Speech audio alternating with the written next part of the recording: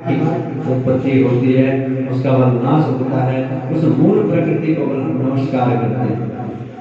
जो प्रकृति 23 गुणों से उच्चारण की जाती है और संपूर्ण जगत में वो जो व्याप्त है, उसी देवी को प्रणाम करते हैं। और जिसकी भक्ति करने वाले पुरुष सदा दारिद्र्य, भय, मोह, तिरस्कार से दूर रहते हैं, उस मूल प्रकृति को हमारा नतमस्तक है। और इस प्रकार स्तुति करते हुए देवताओं ने आकाश में एक तेज मंडल को देखा और एक उस समय एक आकाशवाणी हुई। शक्ति कहने लगी किया श्रीश्वरं सुकृतिनां भवनेश्वरं पावानां कृतदेयां हृदयेषु बुद्धिः। कि मैं ही तीन प्रकार से तीनों गुणों में समाहित रहती हूँ। गौरी परमा सची गौरी लक्ष्मी और सरस्वती, इनमें रज तम सत्व, इन तीन गुणों का आश्रय केवल मैं हूँ। हे देवताओं, वही तीन तुम्हारा कार्य पूर्ण करेगी। नारद जी बोले, देवताओं के देखते देखते वह तेज अंदर ध्यान हुआ और देवताओं ने आकाशवाणी के अनुसार माता गौरी, लक्ष्मी और सरस्वती के पास जाकर के उनको प्रणाम किए।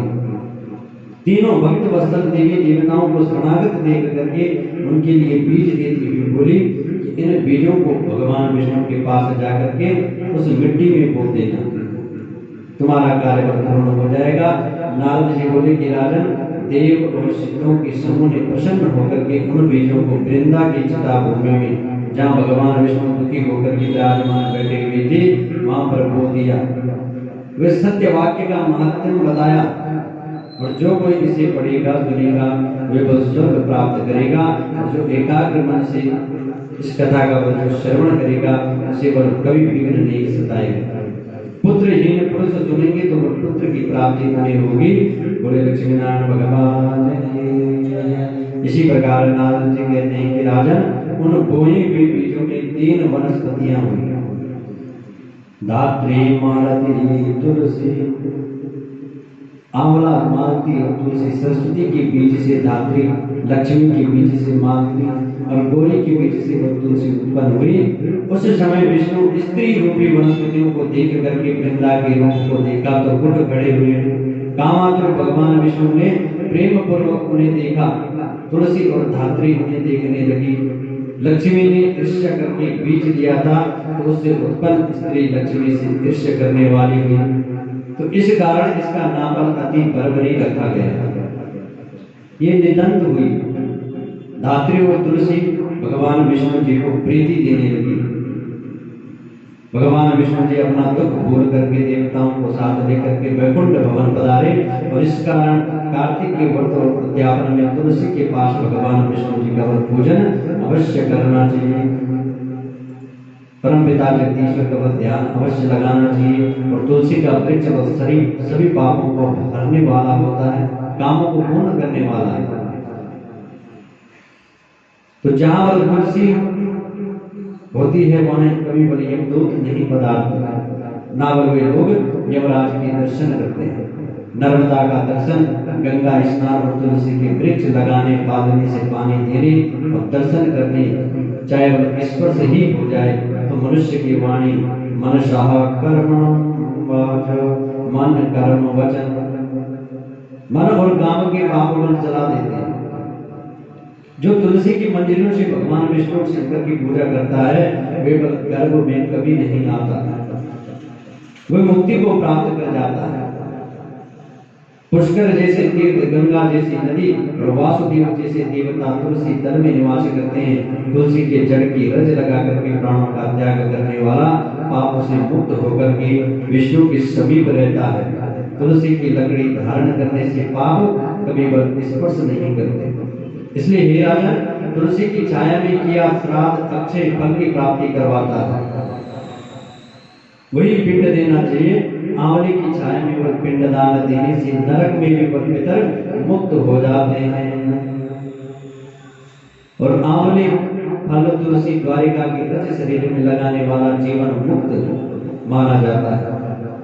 आंवले व तुलसी दल मिले जल के स्नान से गंगा जल के स्नान का फल प्राप्त होता है। इसलिए तीर्थ मुनि देवता कार्तिक मास में तुला राशि के सूर्य में आंवले के वृक्ष में निवास करते हैं। और जो मनुष्य द्वादशी को तुलसी, कार्तिक में आंवले का फल होता है, वे नरक गति को प्राप्त हो जाता है। जो व्यक्ति कार्तिक मास में आंवले की छाया में अन्न खाता है, ग्रहण करता है, उसके वर्ष भर के पाप नष्ट हो जाते हैं।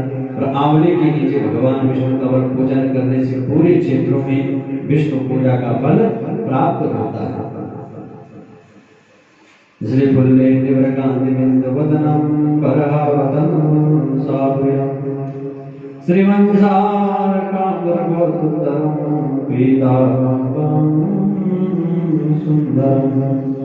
विष्णु भगवान की महिमा की भांति तुलसी आंवले का महत्व ब्रह्मा भी नहीं कह सकते। आंवले और तुलसी के जन्म की कथा और भक्ति से सुनने और सुनाने से वह मनुष्य निष्पाप हो जाता है, उसके सारे पाप कट जाते हैं, पूर्वजों से विमान में बैठ कर स्वर्ग गति को प्राप्त करवाते हैं। बोले विष्णु भगवान की, श्री तुलसी मैया की। धर्मदत्त कहते हैं कि कार्तिक महीने में तीर्थ, व्रत, नियम आदि करने से समस्त पाप दूर होते हैं, परंतु प्रेत योनि में रहने के कारण उन पर तेरा अधिकार नहीं। तेरे इस कष्ट को देख कर केवल मेरा मन दुखी है, तेरा उद्धार किए बिना मेरा मन प्रसन्न नहीं होगा। तीन प्रेत योनियों को देने वाला तेरा ये पाप बड़ा निंदित है, बड़ा निंदनीय है, और थोड़े से पुण्य से ये समाप्त नहीं हो सकता। इसलिए इस जन्म में जो बल मैंने कार्तिक का व्रत किया, इसके आद्य पुण्य के फल से तू उत्तम गति को प्राप्त करेगा। नारद जी कहते हैं कि ये कहकर के धर्मदत्त ने द्वादशाक्षर मंत्र को सुना करके तुलसी युक्त जल उसके ऊपर छिड़का, तब वे प्रेत योनि से छूट गई।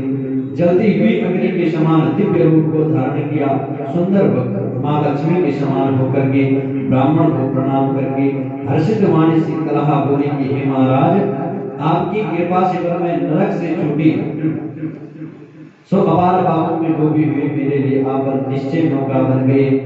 नारद जी कहने लगे, कहानी विष्णु के रूप को धारण करने वाले देवताओं समेत प्रकाशमान विमान को देखा, और धर्मदत्त ने विमान को आश्चर्यपूर्वक देख करके विष्णु रूपी उन गणों को देख करके प्रणाम किया।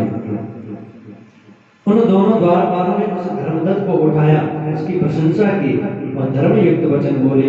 गण कहने लगे कि हे ब्राह्मण, तुम बहुत धर्मात्मा हो, विष्णु की भक्ति में सदा लगे रहते हो, दीनों पर तुम दया करते हो, विष्णु के भक्त हो, और तुमने बचपन से अब तक जो कार्तिक का व्रत किया उसका आधा फल देने से कलह के पूर्व जन्म का पाप आज बल नष्ट हो गया है।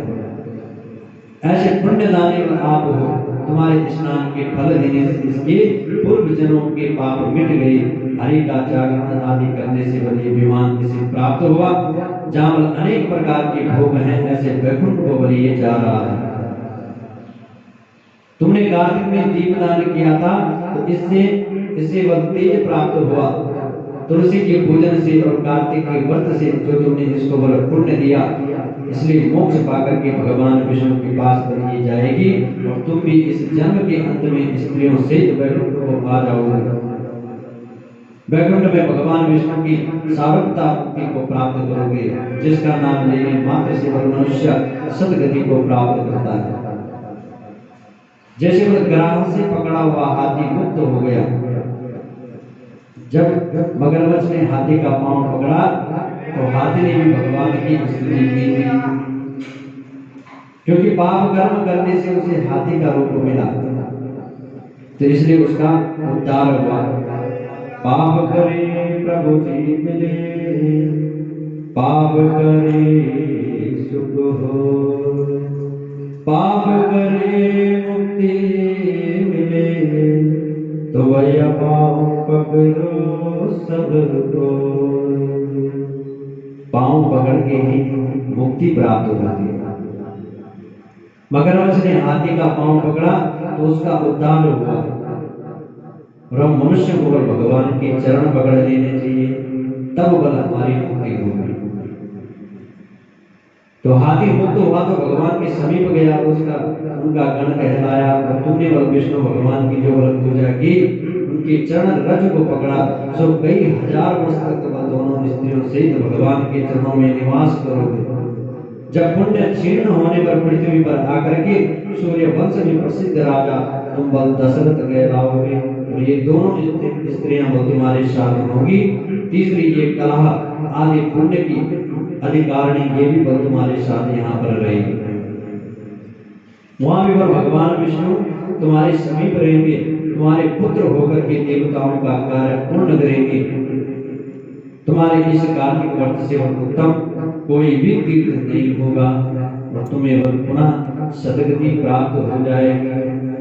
बोल लक्ष्मी नारायण भगवान की जय, श्री केदारेश्वर महादेव की जय। ओम नमामि समीशान निर्वाण रूपम विमुंडापकं ब्रह्मवेदस्वरूपं निजं निर्गुणं निर्विकल्पं निरीहं चिदाकाशोऽकाशवासं भजेऽहं निराकारं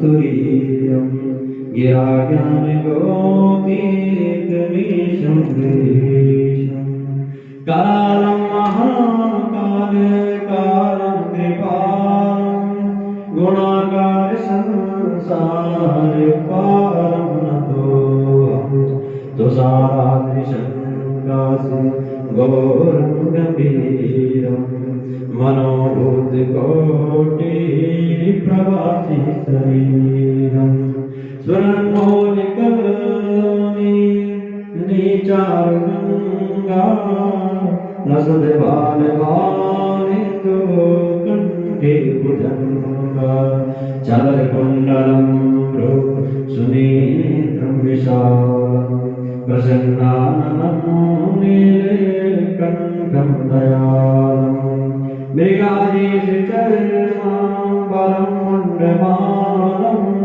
प्रियं शङ्करं सर्वनाथं भजामि प्रचण्डं प्रवेशं भगवं परेशम् अखण्डं मदं वाङ्कोटिप्रकाशं त्रैशूलनिर्मूलं शूलपाणि भजेऽहं भवानी पदे बाहुगम्यं कलातीतकल्याणि कल्पान्तकारी सदा सच्चिदानन्द दाता पुरारी चिदानंद संदवा मोहपहारी प्रसीदा प्रसीदा प्रभो मन्मथारी नयावद भुमानाथ पादारविन्दं भजन्ति हलोके परिवाराणं नदावशुकं शान्तिशान्तापनाशं प्रसीदा प्रभोष भूतादिभासं न जानामि योगं जपं नैव पूजा नतोऽहं सदा शरदा संवतोऽद्यं जराजन्मदुःखताताप्यमानं प्रभो पायापा नमामि शम्भो नमामि शम्भो नमामि शम्भो प्रभो पायापा नमामि शम्भो रुद्राष्टकमिदं प्रोक्तं विप्रेण हरतु श्रे हे पठन्ति नराः भक्त्या